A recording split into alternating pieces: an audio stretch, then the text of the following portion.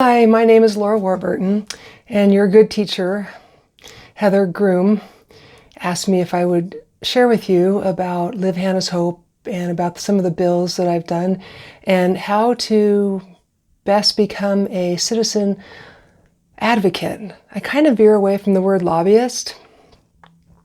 I'm not sure why, because lobbyists are just experts with agendas, and it's quite impossible to get the work done that the legislators need to get done without the help of good lobbyists. But I'm not a lobbyist.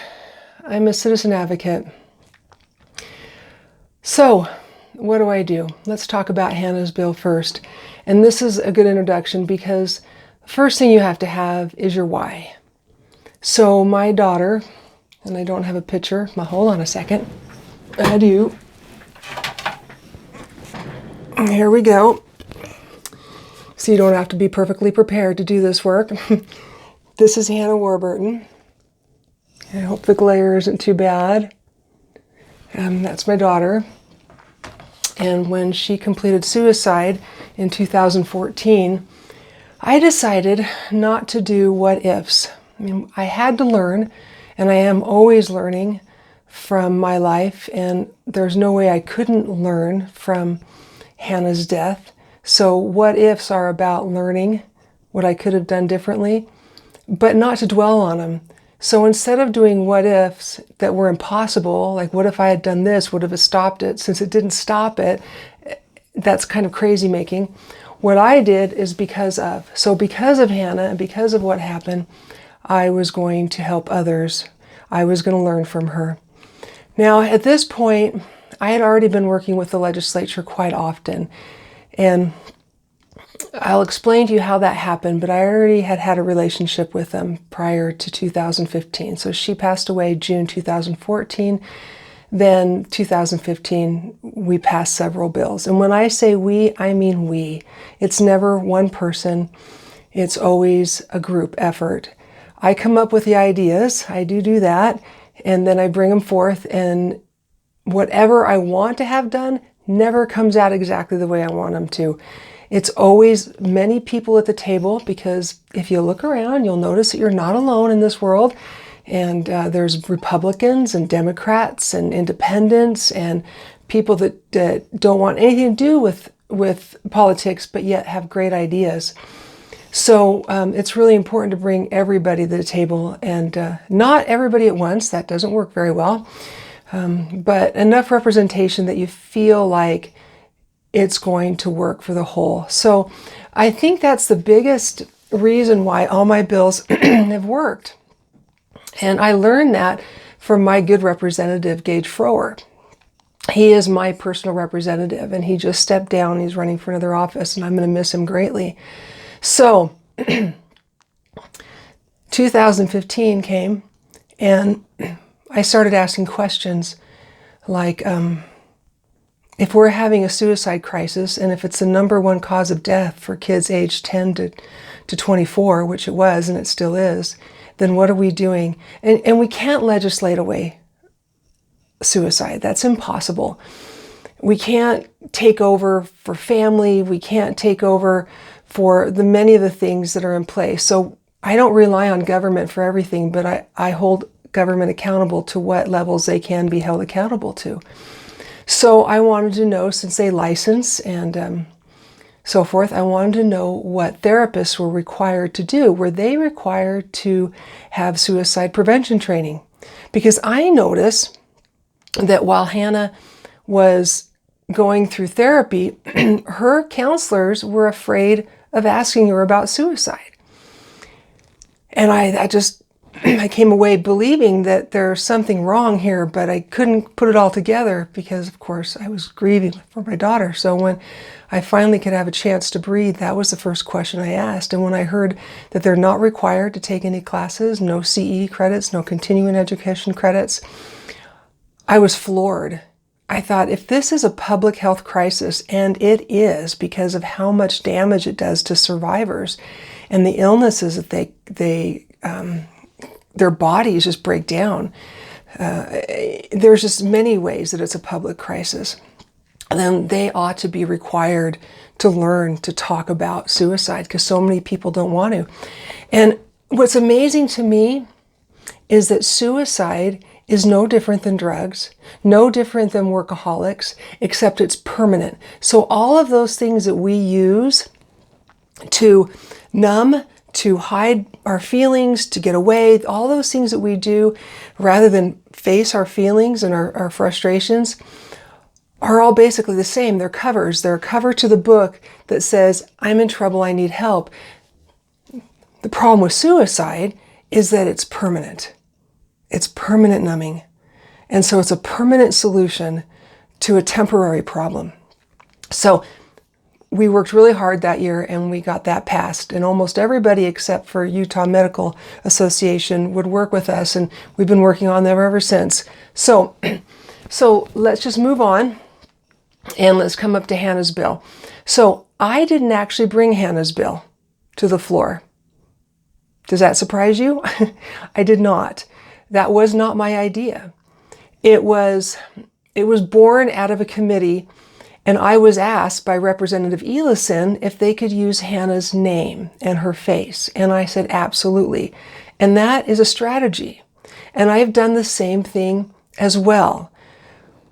I passed high CBD in Utah in 2014.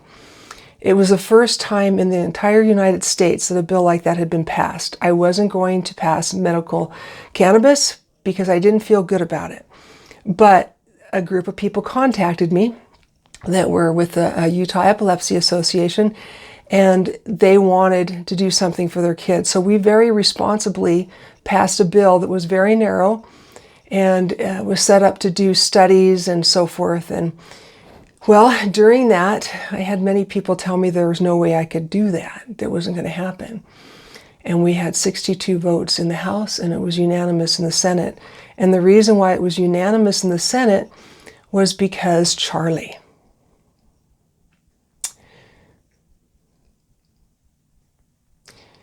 I had what I called the moms with me. There were 4 moms and 2 that were with me all the time during the session. And one of the moms knew a mother who had a daughter named Charlie, and she had Batten's syndrome, and she had seizures, and she was going to die. And so I asked her if we could use Charlie's name and call it Charlie's bill, knowing full well how painful that might be. But I asked her, and she gave me permission, and she actually was happy about it. Now I understand why. So we rolled her out on the floor of the Senate when the Senate bill was presented. 100% voted yes on essentially a mini cannabis bill. Now, if you really want to have a discussion, talk about why we have to have a citizens' initiative to do anything else with medical cannabis. And you look at how that has been handled and you'll understand what went wrong. You might learn a lot, actually. And I promised nobody I would bring that back. It didn't have anything to do with the bill or furthering that. So that was my promise at the time that I passed HB 105, which was a CBD bill. So it was ironic when during this last session, Representative Elison called me and very kindly and sheeply asked me, can we use Hannah's name? And I was absolutely use her name, because that keeps Hannah alive to me. Not alive, like I'm not saying that I know she's gone, but I think you understand. So that is a strategy. And I feel honored that it worked. Now that bill, like I was saying, came out of a committee. And that committee came out of another committee that I was involved in, that I was placed on, which was the Safe UT committee. So Safe UT is the app that I hope you're aware of. It's a free app that you can download on either your iPhone or Android. And it was set up originally to go through the schools and rolled out through the K through 12, but just through junior high and high school. And it's a tip line and an anonymous chat line for kids so that they can have hope. Anytime that somebody completes suicide, one of the things that has to happen is they have to have absolutely no hope. Well, Safe UT is hope, because there's a behavioral therapist that is licensed up at the U that will text. So not just talk, but text. So I was a part of passing that law as well and getting funding the next year for it as well. And let's go back to my why. So when you want to start a bill, you have to find your why. And then you have to find out what already exists. And then probably the most important foundational piece is an understanding of your place. Now, bear with me, because I think maybe we all feel a little entitled or a little afraid. And when we think about representatives, we get really scared. And when we get really scared, we sometimes get angry and find all the faults that we can. And we believe the newspapers. Just ask Mrs. Groom what that's like, because they can just really blow things out of proportion. So you want to find the reality. And I'm going to share with you my reality. My reality is that the legislators are overwhelmed. They're good people. Have a discussion about how much they're paid. I won't tell you. You just find out how much they're paid a year for what they do. They're basically volunteers. And everyone that I've ever met has just wanted to help the community and the people and to give back some way. So I started out helping with campaigns. I started out because I saw that they were running. I liked them. I wanted different people in office, and I just volunteered. Very few people are paid to run campaigns. That is more of a prestigious position, as your teacher can attest, and tell you about. So I just volunteered. Then I didn't do it with an agenda. I had no idea what I was going to do. So I didn't have hidden agendas, or I just wanted to make everything better. And as I got to know my legislator better, he asked me to meet with some people on an issue that I had studied out really well. And it was such a hot issue. And it was a petition, and people were signing it left and right. And I couldn't believe they were signing it when they hadn't actually read the whole thing. So I read it. I read it, I studied it, I researched every piece of it. I found out who the people were that wrote it and what their agendas were. And by the time I was done, I was mortified. So he asked me to go talk to some people. I spent 3 hours talking with these people who had not read the petition, educated people, and who had not read it, had not researched it, but were right? And I was just blown away by this. And when I got home, I called my representative, Representative Frower, and I just said, I am blown away. You put up with this all the time? And he said, yeah, I do. And I said, how much in the world do you get paid for this? And he told me, and I said, do you mind if I don't believe you? Do you mind? I really said that, but I was sincere. I wasn't being rude. Do you mind if I call somebody? And then he gave me, her name is Sandy Teeney, and she's down at the Capitol. She's over the House. And she's an employee, an administrator. And I asked her, and she confirmed it. Okay, I'll tell you since you're wanting to know. $6,500 a year. That's $6,500 a year he makes. Now, if there's special sessions, it might be more. I think about $105 a day is all. If they live far away, like in St. George, where they have to travel, they get a traveling expense. The top amount they can get paid is approximately $15,000 overall. Think about that. I mean, you guys probably make more than that in your part-time jobs in the summer. So I put down the phone, and then I got thinking about it, and I asked him if I could come help him during the session. And he said yes. I had no idea what I was asking. And I thought I was one of these armchair politicians where I knew everything, right? I just believed everything, knew everything. Yeah, I'm admitting that. I was. So going down there, I didn't even know how a bill was passed, right? So I had to read. Now, one of the places you want to go to is le.utah.gov. That's le.utah.gov. Read it. Look at the process. So I went down there, and I actually was an assistant to him for the first 2 years. And the first year, I was also, and I still am, on the planning commission for Weber County. And there was an issue with land rights. And so we passed a bill. I researched it. I asked him if we could do this, and we passed that. And then it went from there. So, and I've done all kinds. Like, I changed the laws for how runaway youth are treated. They used to only get 8 hours out. Now they get 48 hours out. But not just that, because within the first 24 hours, or up to 48, they're usually contacted by some trafficking people. So it's real dangerous. What was happening, because it was only 8 hours, there was no place for these kids to go. And so what my goal was to create places that they could go for 24, 48 hours in order to reconcile with their families, hopefully. And so I had to get DCFS involved, and we all got together and we came up with 48 hours.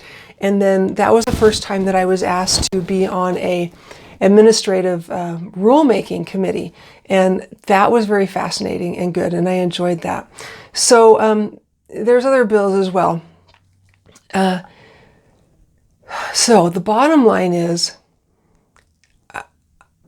I don't think we have the time to sit here and for me to tell you about the process of how a bill passes. I would be happy to do that. And I'm going to send a sheet of paper that it just points that I send to other people that are interested in doing this. I'll send this to your teacher, and she can pass it on to you if she feels like it fits in with your agenda for the class. But the bottom line is that you make friends. You're polite. I'm always polite down there. I always care. I remember when I was talking with each one of the legislators about the CBD bill, and I was talking to a Democrat. And he said, "Laura, I don't know if my constituents want me to pass this." And I said, "That's okay. I like you. I want you back next year. Your job is to respond and respect what your constituents want. So I'm going to respect that." He was so blown away. He was so used to being hammered. And that he just, and unfortunately, he actually retired that year, which I felt bad about.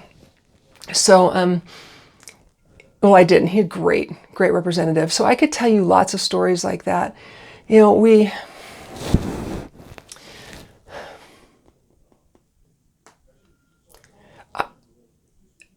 we sometimes think that if we get angry at a representative, that will help. And it doesn't. You know, I don't know anybody that I could walk up to and take a hammer and hit them over the head and expect them to listen to me, right? But if I hand them my hand and say, "Let's talk about this. Let's have a discussion. Look at what I found out. This is what we want to do." Often they want to know. And especially, and I've worked on other people's bills, but I've never carried anyone else's bills from beginning to last. I've always just brought an idea and passed it. I did another bill for bullying. It was called the Parental Notification Bill. All it did is required all schools that if they notice that a child's being bullied, that they're required to call the parent of the bullied and of the bullier. That took 2 years to complete because somebody in the Senate hijacked it at the last minute and made it so that it was virtually impossible to implement at the schools. So the next year, I had to work with that senator quite a bit, and we could not come to an agreement, and it broke my heart. And it was frustrating. I was very frustrated. And it was one of the very first times that I felt like I had to ignore somebody. Very difficult. So I went to another senator who was in charge of the committee where it had to go through, and I explained my situation. I'd already worked with them, already built up